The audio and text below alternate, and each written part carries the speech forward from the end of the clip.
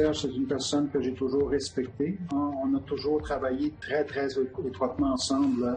Tonight, two political heavyweights square off in the battle for top chief in Quebec. I bring a different voice, sometimes a little forceful, but I think it's needed.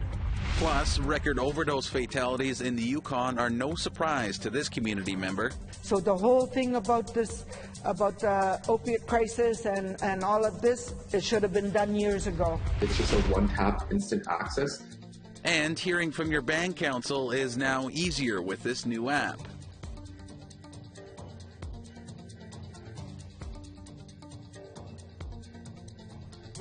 Good evening and welcome to APTN National News. I'm Daryl Stranger. Stay the course or change direction. That's what First Nations chiefs of Quebec and Labrador will try to decide tomorrow. Innu Ghislain Picard and Mohawk Serge Simon will face off for the title of Regional Chief of Quebec and Labrador. Amelia Fournier has more. This was the scene 3 years ago. Ghislain Picard once again winning an election and being congratulated by Serge Simon. Now they're running against each other in this year's election for the Regional Chief of Quebec and Labrador. Picard has held the position since 1992. L'essentiel du message, c'est que s'il y a une démarche qui donne des résultats et qui marche, pourquoi changer? Simon is the former Grand Chief of Kanesatake. He says he posted his candidacy in the spirit of healthy competition. I bring a different voice, sometimes a little forceful, but I think it's needed. Picard wants to hold the federal government accountable to their promises, like Crown Indigenous Relations Minister Mark Miller's pledge of handing back traditional lands to First Nations. C'est un engagement qui mérite d'être testé et pour moi c'est vraiment quelque chose que j'entends faire auprès du gouvernement fédéral. Picard will also continue to pressure the Quebec government to adopt Indigenous legislation. C'est également l'objectif que nous poursuivons au niveau de la PNQS, c'est-à-dire de continuer à faire valoir ces points-là au niveau du racisme systémique, en dépit de la position du gouvernement du Québec qui préfère s'isoler. Simon wants to try a new approach, taking nation-to-nation relationships internationally. His resistance to the Energy East pipeline developed into an international pipeline treaty. I realized that I couldn't possibly fight this monster. And also with the consultation processes of Canada were so unfair to First Nations people. He found out later that the treaty could have been written into international law, which he hopes to do with future agreements between First Nations. Well, this would be very helpful because no third party like Quebec or Canada can intervene in this treaty between us. So there's opportunities there to exploit for the benefit of First Nations people.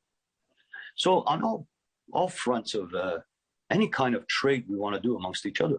Regardless of the election outcome, Simon and Picard are looking forward to working together. Serge, c'est une personne que j'ai toujours respectée. On a toujours travaillé très étroitement ensemble. It's an honor even to just stand there in the same competition with Ghislain.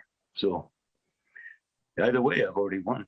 The Quebec and Labrador Chiefs will elect their new regional chief on January 25th. Emilia Fournier, APTN National News, Montreal. The Mi'kmaq First Nations in Nova Scotia are developing their own health authority. Last week, it got a boost from Indigenous Services Canada. They will receive almost $9 million in funding over the next 2 years. The Mi'kmaq Health Authority is called Dudjigamic, meaning to be healthy. It has been in development for the last 10 years and will serve the 13 First Nations of Nova Scotia to build a system to deliver health services that reflect Mi'kmaq culture. Sharon Rutterham is the director at Dudjigamic. She says the current health system does not understand community needs. We continue to face stereotyping. We continue to face racism in the healthcare setting. And there's really a lack of understanding around the historical traumas that have impacted our people. And also to add to that, the lack of translation services that are currently available, for Indigenous people or for the Mi'kmaq people in Nova Scotia specifically. After an alarming spike in drug-related deaths in the Yukon, the territorial government declared a substance use health emergency last week.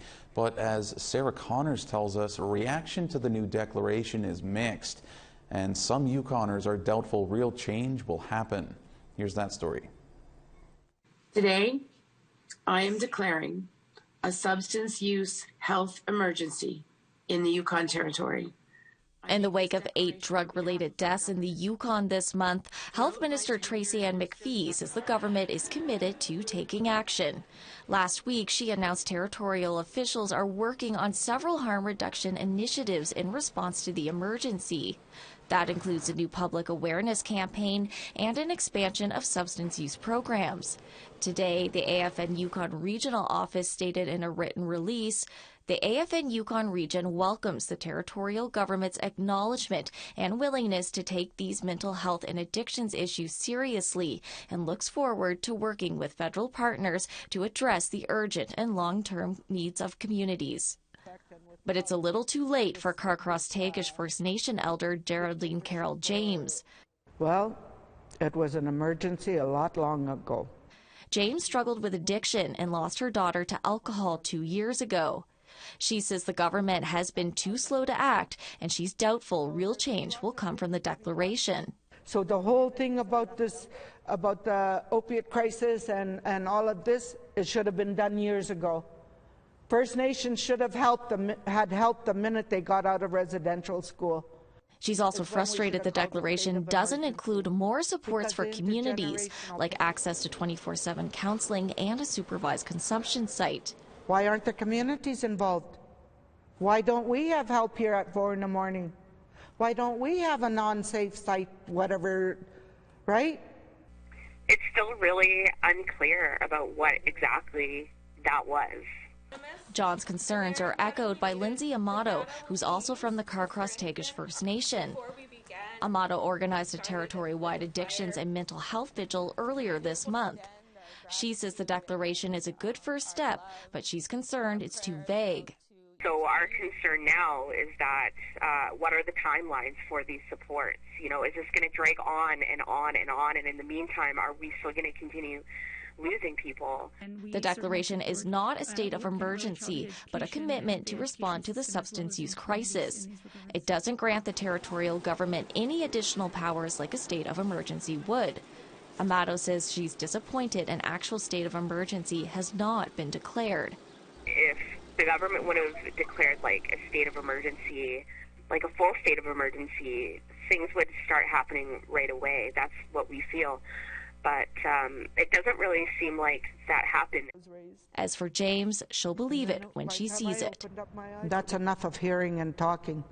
There's got to be call for action. Sarah Connors, APTN National News, Carcross and Whitehorse. All right, we need to take a short break, but still to come.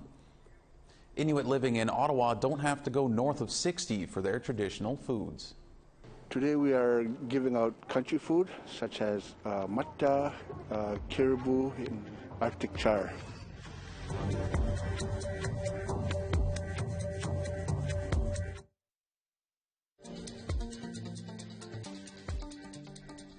Welcome back to APTN National News. For the first time, a First Nation in Manitoba has its own child and family services legislation. On Friday, Peguis First Nations CFS legislation officially came into effect. Community leaders and dignitaries were on hand to mark the historic occasion. Titled Honoring Our Children, Families and Nation, the act is national in scope and allows Peguis members to receive care wherever they reside in Canada. The legislation has a focus on prevention so families can receive supports to remain together. Peguis CFS Executive Director Clement Hornbrook says children will no longer have to fight.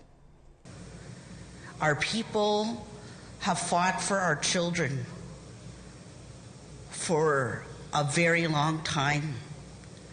And it is our children that have taken the brunt. It is our children that have suffered. And today, they will not have to fight. They will not have to fight us. We will lift them up. We will lift up our mothers our fathers. We hear our grandmothers. Several First Nations in Alberta want to go big in the energy sector, and they've created 2 new Indigenous-run partnerships to invest millions. APTN's Chris Stewart has the story. 4 Alberta communities, the Enoch Cree Nation, Alexander First Nation, Paul First Nation, and the Alexis Nakota Sioux Nation have joined to create the First Nation Capital Investment Partnership. Alexander First Nation and the new Confederacy of Treaty 6 First Nations Grand Chief George Arcan Jr. says he wants to invest in new projects that are environmentally sustainable, oil and gas, or renewables. So we thought it'd be an opportunity for us to work together to see if we could find ways to ensure that we could increase economic opportunity that are balanced with some of our principles. And we were able to come to agreement to do that. With a minimum investment of $50 million per project, Arcan Jr. says the investment will benefit communities for future generations. And we're also interested in other projects within our territory that allow us to be a bigger partner and player. We're not interested in small projects. We're interested in what we consider bigger ideas, new projects that are being planned. We get in early. We spend time working with the business or the government to ensure that all of the industry pieces are being met. On Monday, Chief Tony Alexis of the Alexis Nakota Sioux Nation also announced a second partnership called Nasika Services. The nonprofit group wants to buy a stake in the multi-billion-dollar Trans Mountain Pipeline, which is currently owned by the federal government. The group wants to sign as many of the 129 Indigenous communities that are along the pipeline. We have 14. The membership continues to grow. There's a non-binding letter that they can sign. There's also an MOU that they could sign to participate as part of the board of directors. Chief Alexis says the investment will also benefit the communities that participate. With oil averaging 60% higher price in a year, there could be a good return. We are helping coordinate and facilitate the financial transaction that's needed, organizing a group and a team that will have that high level of sophistication to make sure a project of this magnitude is done in a way that benefits the First Nation communities. Chris Stewart, APTN National News, Edmonton. Cree and Inu chiefs in northern Quebec signed off on a historic memorandum of understanding about the caribou hunt to protect it for generations to come. Like the George River herd, which only has around 8,100 caribou left. Amelia Fournier has more. The Cree Nation of Iu-Ichi and the Innu Nation hosted a virtual signing of a traditional mutual understanding on the caribou harvest. It's the result of years of collaboration and discussion between Indigenous nations in northern Quebec. It establishes how Innu will be able to access caribou on the traditional Cree territory of Chisasibi Iu-Ichi and to prevent herd numbers from dwindling further. Also, for a community hunt to be accepted by the Cree and Inu, hunters must adhere to the agreement's terms, including a winter harvest limit of 300 caribou for the 9 Innu communities and a prohibition of for-profit hunting. The reason why we call this historic event a mutual understanding between 2 nations is because during the many meetings over the years regarding the caribou file, our elders continuously reminded us of what our ancestors did long ago. They made efforts to understand one another. Inuit living in Ottawa don't have to go north of 60 for their traditional foods. An Inuit organization in the city is giving them greater access to the so-called country food. APTN's Fraser Needham reports on this new food security program.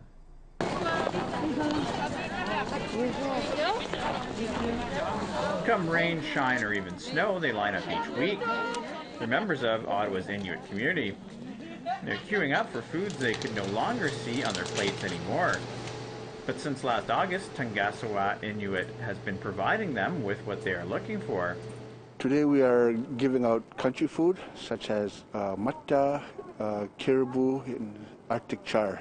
Rhonda Huno is TI's food security manager. She says interest continues to grow in the program. The first week we opened, we served 30 people. And now we're serving about 100 people a week. That can vary from 75 to our highest number, which was 155 people that we served the week after Christmas. Billy Akavat is one of the leads in the food security program. He says Inuit people would normally access traditional foods during community gatherings, but since COVID began almost 2 years ago, the Inuit community has not held a single feast.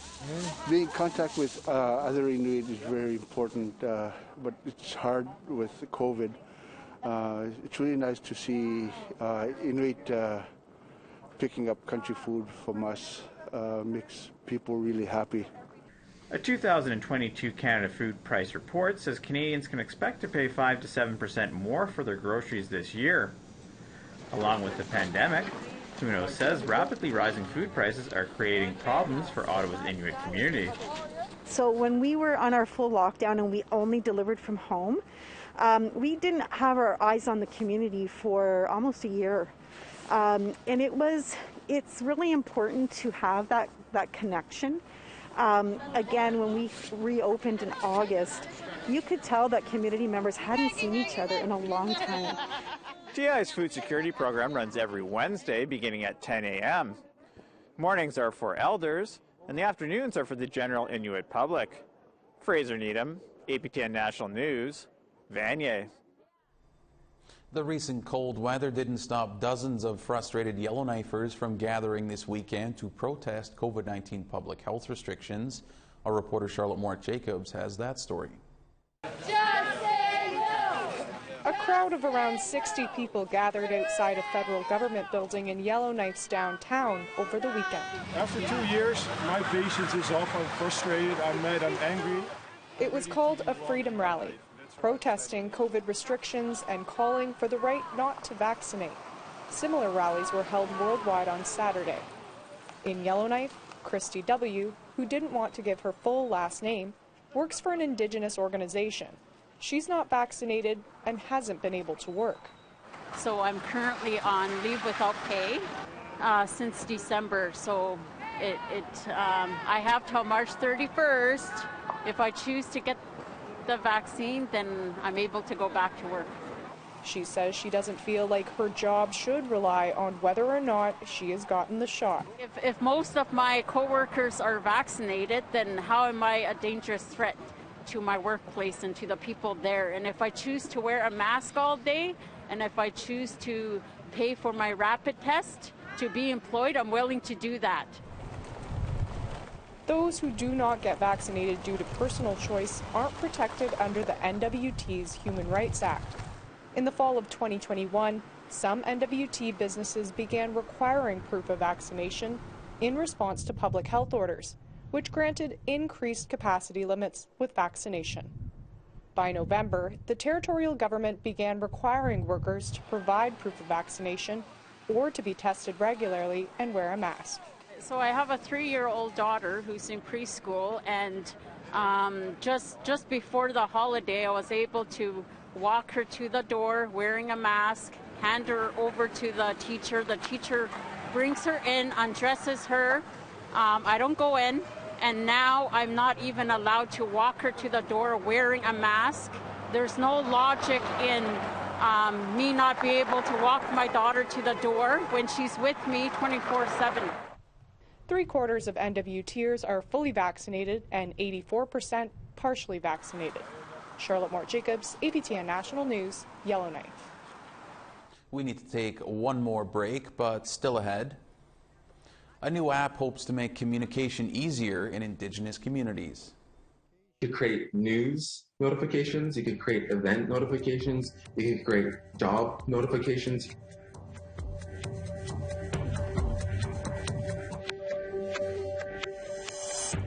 Welcome back. It's time now for our photo of the day. Pachapisia caught the sun just peeking over the horizon along the Alaskan Highway in northern British Columbia near Trutch and Bucking Horse River. Now be sure to tune in tomorrow. We received a number of photos from different viewers featuring birds, so you will not want to miss any of those as our next photo of the day. Now let's take a look at tomorrow's weather forecast. Beginning in the east, 0 degrees and snow in Charlottetown and +3 in Halifax. -25 in Nain and -19 in Happy Valley Goose Bay. -25 and a bit of snow in Val-d'Or and -10 and snow in Montreal. Sunshine and -20 in North Bay and -17 in Sault Ste. Marie. -27 and a mix of sun and cloud in Big Trout Lake and -21 in Thunder Bay. -25 in Churchill and -25 in Norway House. -20 in Winnipeg and -21 in Barons River. -15 and sunshine in Regina and -2 in North Battleford. -22 and sun in La Ronge and -30 in Stony Rapids. Moving over to the west, -26 in Fort Chipewyan and +2 in Peace River. 0 degrees in snow in Red Deer and +1 in snow in Lethbridge. +7 degrees in Victoria and a -2 in Quesnel. 0 degrees in Smithers and -2 in snow in Dease Lake. +1 in snow in Whitehorse and -17 in Old Crow. -15 in Trout Lake and -4 in Norman Wells. -6 in Fort McPherson and -4 in Tuktoyaktuk. -28 in Baker Lake and -28 in Chesterfield. -31 in Iqaluit and -30 in Clear and Resolute. An Alberta-based tech company hopes to fill communication gaps in Indigenous communities with a new app. Operators say the new technology makes it easier for band councils to contact members. Tamara Pimentel has this report. This app was created for registration forms, job opportunities. This app called Communicate was created by Avia, a software development company in Edmonton. It was built specifically for the needs of Indigenous communities. You could create news notifications, you could create event notifications, you could create job notifications. Community leadership can use the app to instantly notify members on and off reserve, and even be used to send documents or applications. That way, no one is left out. You can select who you want to send it out to. You can send it out privately, so just me and yourself. You could also create groups as well. So you could send it to the health department, the education department, the administration department, the on-reserve members, the off-reserve members. Daryl Breton Jr. of Saddle Lake Cree Nation is the business development specialist at Avia. He helped them develop Communicate. He says using Facebook to communicate works, but it doesn't send push notifications to members, and the app also avoids negative comments in posts. It's just a one-tap instant access. I don't have to open up my phone, go to my Facebook app, type in Satellite Cree Nation Facebook page, and then scroll and see what's new on the Facebook page and what's fresh. I can actually just get notified on my phone from my Satellite Cree Nation app. Just under 30 communities in Western Canada are currently using Communicate. Tamara Pimentel, APTN National News, Calgary. Certainly something to keep an eye on with that app. That's all we have for you tonight on this Monday edition of APTN National News. I'm Daryl Stranger. Thank you very much for joining us, and have a great night.